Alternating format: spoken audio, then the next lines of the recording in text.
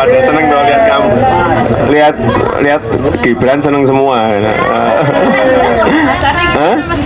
Ya, tiap hari kerja terus. Pengangguran ngapain ikut? Ya. Enggak, kalau saya pengangguran saya ngikut bapak saya terus. Saya kan kerja. Kemarin kan di apa itu, di salah satu media itu saya dikatain apa, anak haram toh karena nggak pernah ikut kampanye.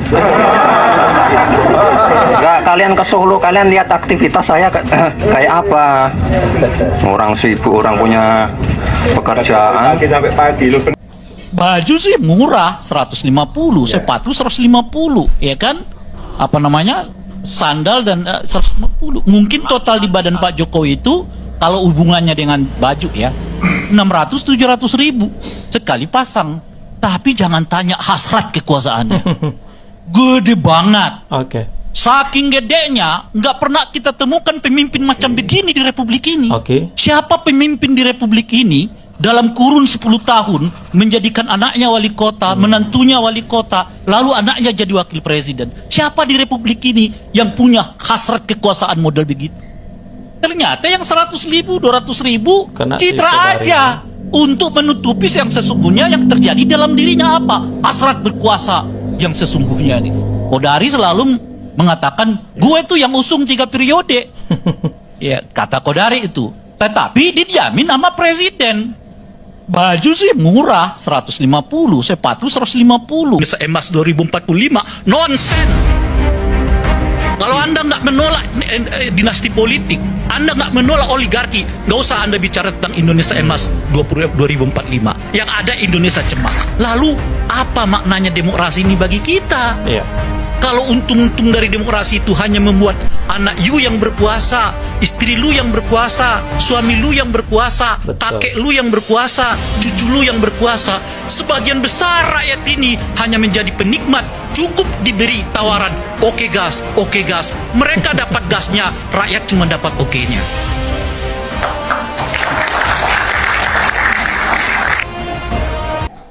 Oke, lanjut ya. Emang kalau di survei itu berapa sih persentase dari elektabilitas saudara Gibran?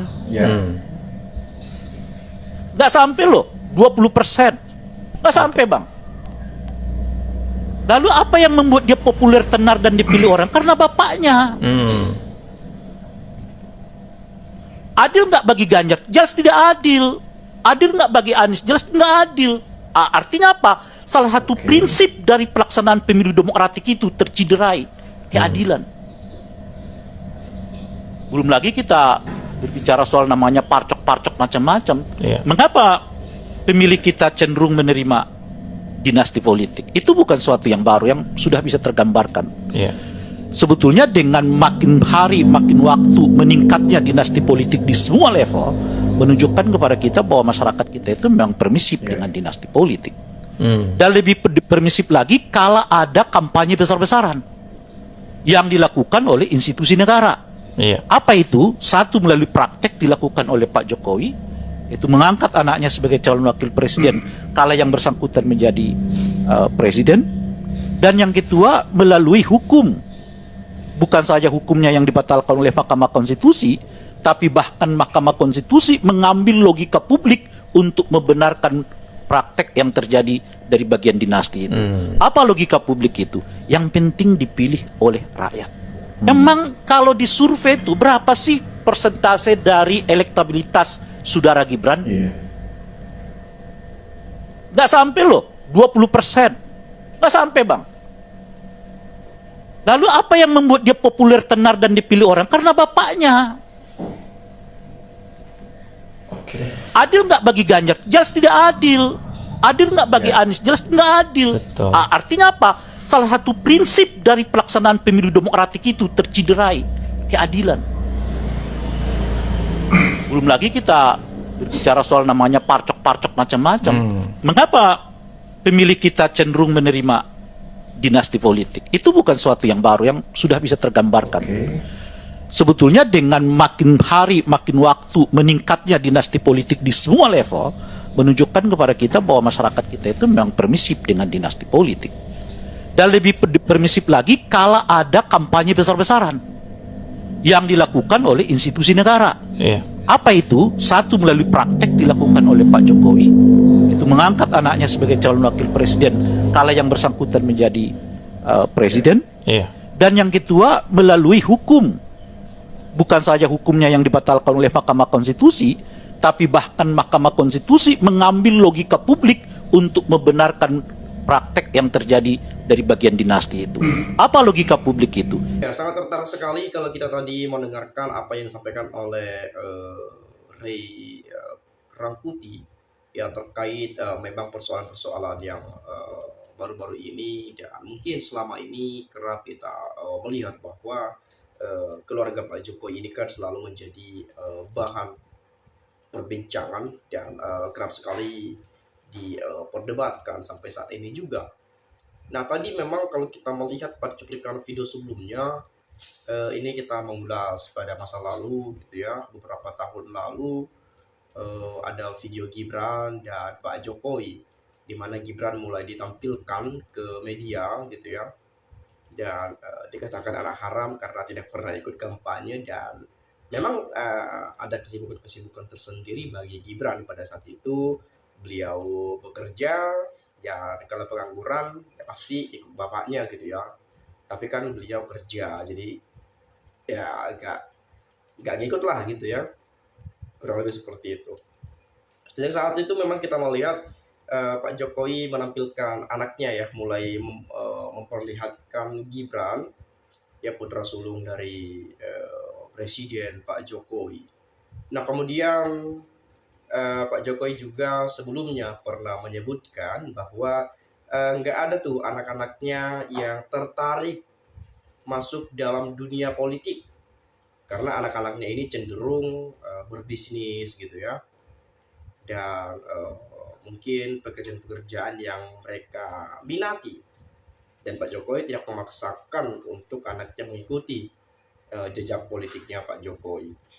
Nah, tetapi tadi juga dibahas oleh Bung Ray gitu ya, dan ada di sana Bung Kodari dan juru bicara yang kita lihat pada cuplikan video sebelumnya, di mana persoalan-persoalan ini memang lebih tepatnya harus dituntaskan dan dibereskan.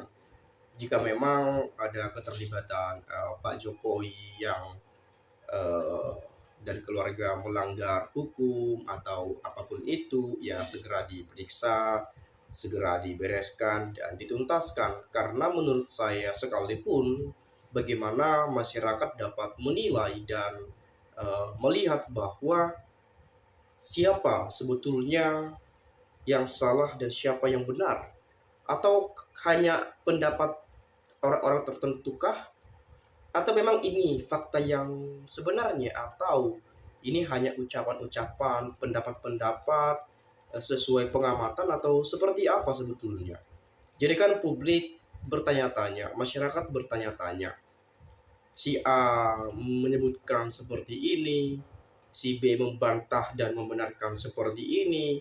Jadi kita bingung sebetulnya ini kubu siapa yang benar dan kubu siapa yang salah. Memang pada dasarnya perbedaan pendapat itu hal yang lumrah dan sah-sah saja, tetapi kan masyarakat ingin tahu bagaimana fakta yang sebenar-benarnya. Nah, kalau saya melihat di sini ada beberapa pendapat dari teman-teman kita. Saya coba melihat misalnya dari Yosef Abidin, banyak yang bilang gara-gara anak haram tapi pada dibiarkan. Oh, Gibran mungkin ya. Dulu Gus Dur, B.J. Habibie dimakjulkan, itu elit politik dan DPR. Dicaci maki, dihina, dibahas tiap hari oleh media, heran. Apa nggak malu Mulyono sama keluarganya? Nah, seperti yang saya katakan tadi, memang Pak Jokowi ini kan masih kerap menjadi bahan perbincangan teman-teman. Sampai saat ini masih terus-menerus dibahas. Meskipun sudah habis masa jabatan, tetapi masih menjadi sorotan. Memang karena ada perilaku tertentukah, atau ada kebijakan tindakan tertentu yang dilakukan oleh Pak Jokowi sehingga membuat publik marah, membuat banyak rakyat kecewa secara instrumen politik yang dimainkan atau bagaimana? Nah, ini kan persoalan yang memang perlu kita dengarkan gitu ya, yang perlu kita dengarkan bagaimana ketentuan, bagaimana realita, bagaimana bukti dan fakta yang sebenar-benarnya. Jadi kurang lebih seperti itu ya. Oke, kemudian sibuk korupsi. Keluarga Jokowi jualan martabak modal 10 juta. Setahun sudah jadi 100 miliar. Jelas uang korupsi. Modar, semua Gibran buka suara. Ayo, sontoloyo-sontoloyo yang berkoar-koar.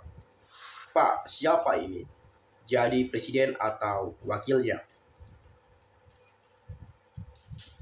Oke, kemudian mantap Pak, bagi yang cerdas mana suka sama Mulyono gitu kira-kira.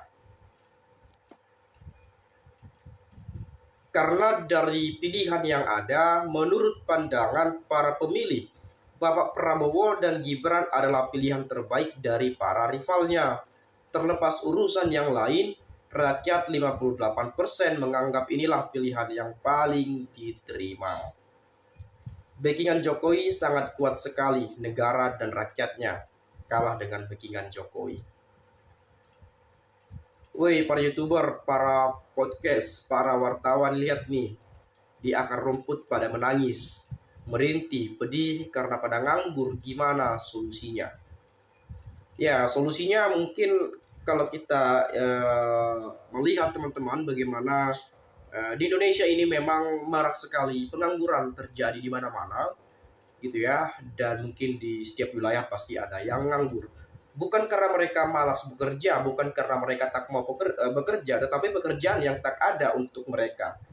Jadi kadang-kala kita melihat bahwa bagaimana Indonesia ini bisa maju gitu ya, sedangkan penganggurannya banyak sekali. Bagaimana Indonesia dapat sejahtera, sedangkan kemiskinan masih terjadi di mana-mana. Jadi solusinya menurut saya bagaimana pemerintah ini dapat membuat suatu program bagaimana agar masyarakatnya bisa bekerja gitu ya, menciptakan lapangan pekerjaan, meningkatkan UMKM dan seterusnya dan seterusnya. Dan mungkin memberikan pengajaran untuk berwirausaha atau yang lainnya, itu mungkin yang lebih efektif gitu ya. Ya kalau kita melihat pekerjaan di Indonesia, teman-teman memang banyak ya, tapi kalau teman-teman nggak punya orang dalam agak susah sih maksudnya gitu. Jadi itu yang kerap terjadi, kita lihat dan kita saksikan juga ya. Nah kemudian kalau saya antara omongan dan kenyataan nggak sama. Katanya nggak mau terjun di politik, tapi karena bapaknya enak menjabat, punya gaji dan kekuasaan, akhirnya terjun untuk menjadi pejabat. Semua mumpung bapaknya menjadi presiden. Nah itu dia, Gibran kemarin nggak tertarik. Pak Jokowi pun dulu bilang, bahkan Gibran pernah mengakui bahwa di dalam keluarganya nggak ada tuh yang hobi baca buku gitu ya, kebiasaan baca buku. Yang ada baca komik gitu ya. Itu kejujuran seorang Gibran yang pernah disampaikan di acara Mata Najwa ya, kalau nggak salah berapa tahun lalu itu. Oke. Gak tahu malu, bekas pemimpin terkutuk korupsi, satu keluarga dinasti cita-citanya mau jadi punya kerajaan dinasti, nyatanya gagal mulu. Iblis ini memang murni meletakkan kepentingan pribadi full di atas kepentingan bangsa dan negara. Tak peduli negeri ini rusak dan berantakan. Please, para ternak, pemilu telah usai semua tanpa terkecuali Legowo menerima hasilnya. Tapi kerusakan negeri ini harus ada yang bertanggung jawab. Siapa yang bertanggung jawab atas kerusakan ini? Siapa yang bertanggung jawab atas kekacauan ini? Siapa yang bertanggung jawab atas kemarahan publik ini? Teman-teman bisa jawab nanti di komentar ini ya. Sebetulnya masih banyak komentar di sini, tetapi saya yakin teman-teman juga nanti berikan komentar yang berbeda atau yang sama, silakan. Dan mungkin bagi yang setuju Pak Jokowi diproses atau apapun itu, ya karena memang dugaan itu kuat kan. Pak Jokowi adalah sumber dari persoalan ini, dan kemudian terlepas benar atau tidaknya ya mari kita saksikan nanti di beberapa hari ke depan atau di beberapa waktu ke depan, apakah memang Pak Jokowi diadili, ditangkap, atau bagaimana. Kita akan coba lihat bagaimana perkembangan-perkembangan ini. Itu saja teman-teman, sekali lagi saya ucapkan terima kasih. Salam inspirasi, salam NKRI, harga mati.